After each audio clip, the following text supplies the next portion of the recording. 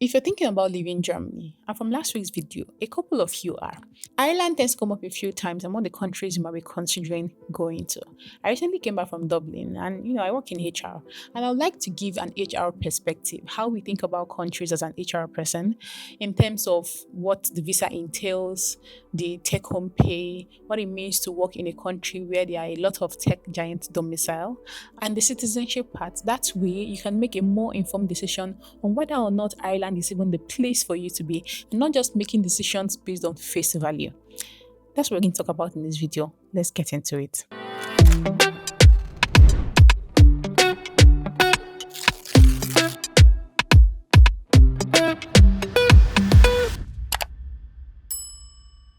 A short caveat before we start. Having traveled to Dublin for 5 days doesn't make me an Irish expert. I won't tell you that the people there are friendlier or that the weather is better or worse. That's not what this video is about. In this video, I'm here to compare the systems as an HR professional because these things are important. We'll get to discuss the visa pathways, the tax structure, the workplace obligations, and the citizenship pathway. This is what I do for a living, and that's why you need to watch this video because it's going to be somewhat different from all other travel vlog videos on Ireland that you will see out there. Now, let's compare the visa systems.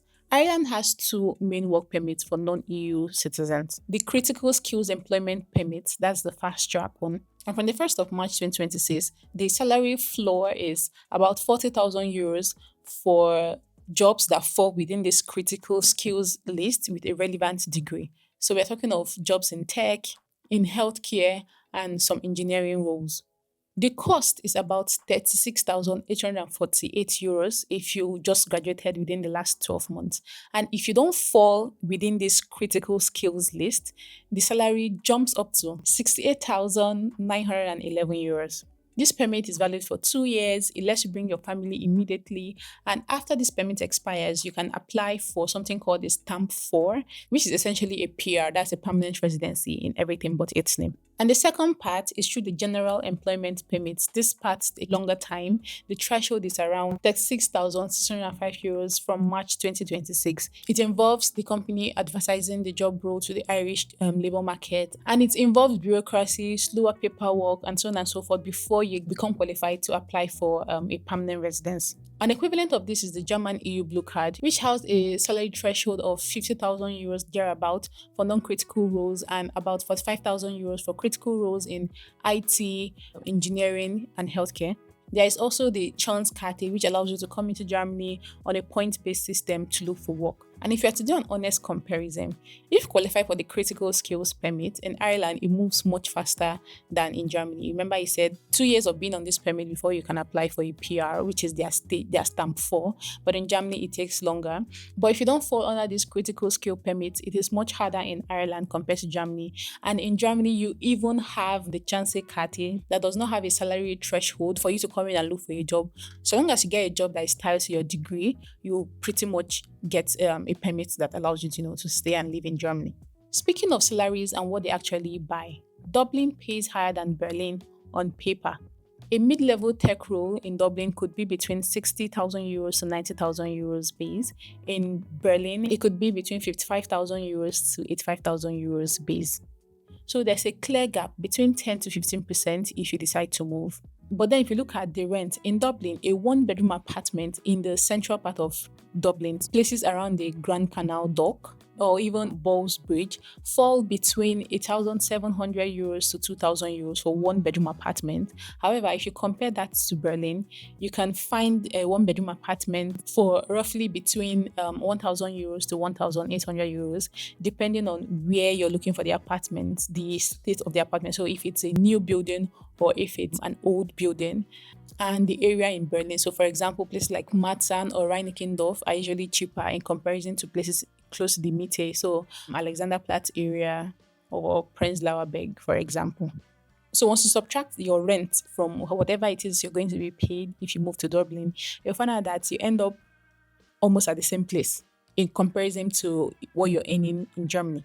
The housing crisis in Dublin is real. It's even much worse than Berlin. The supply of new buildings is genuinely short. There are long queues for viewing apartments, and on an average, it could take up to 12 weeks before you're able to find an apartment for yourself.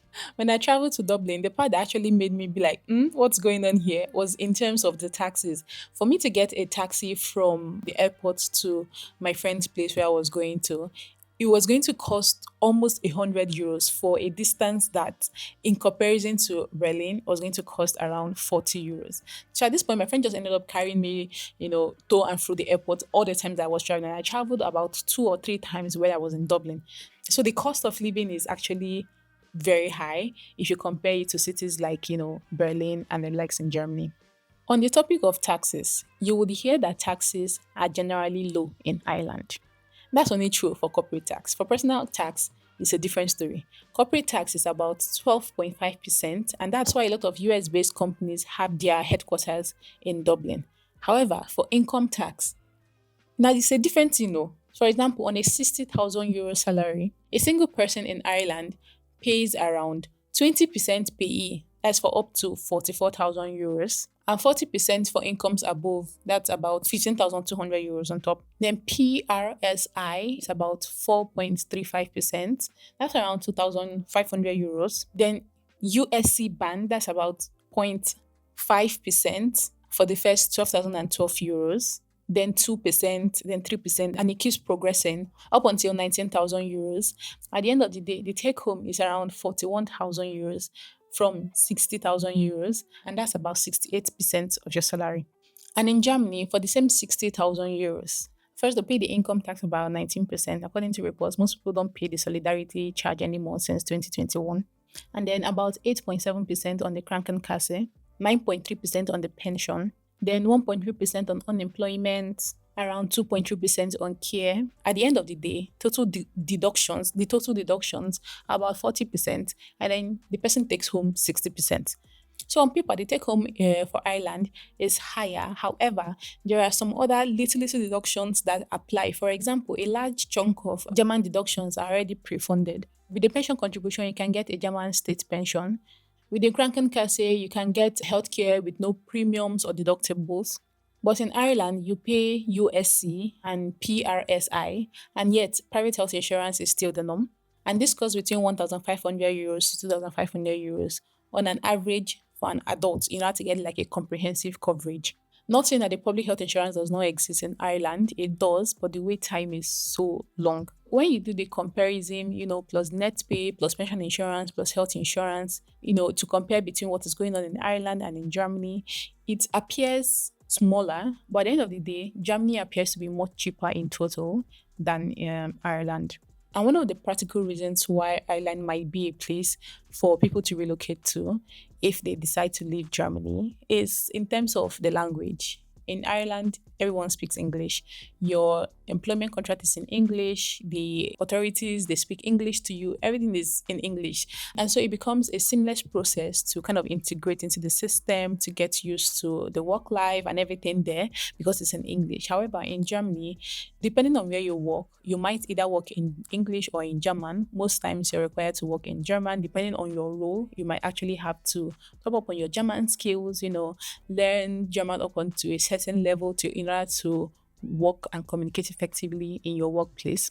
And for some people, learning languages, picking up on the German skill is not an issue. But for some others, they've been on this for a long time and it feels like they are still not speaking German language to the proficiency level that is needed for them to excel in their role. When we look at the path to citizenship, both countries require 5 years, but let's break it down a little bit more. In Germany, you have 5 years. In the past, it used to be 8 years, but with the new reforms, it's now 5 years plus a different requirement. For example, the Hamburgerens test, the German B1, and making sure you have all necessary information required for the application. In Ireland, on the other hand, it is 5 years of reckonable residence. So 12 months before application must be continuous in Ireland, plus 4 more years of residence. And in this situation, most work permit years count, but some student permit years don't count. Mind you, in Germany, if you studied here in Germany, your years of being a student counts towards your citizenship timeline. And in Ireland, you don't need to take a formal test for English. So long as you have like a document from your company, to back up your application, it's pretty much does the job for you. Both countries allow dual citizenship, so it's not really a factor in, to help you determine. However, if you're in Germany and you've already done 3 years in Germany, going to Ireland to start the process all over again, you need to be sure that it's worth it for you before you make the leap. Now let's look at the branch office reality.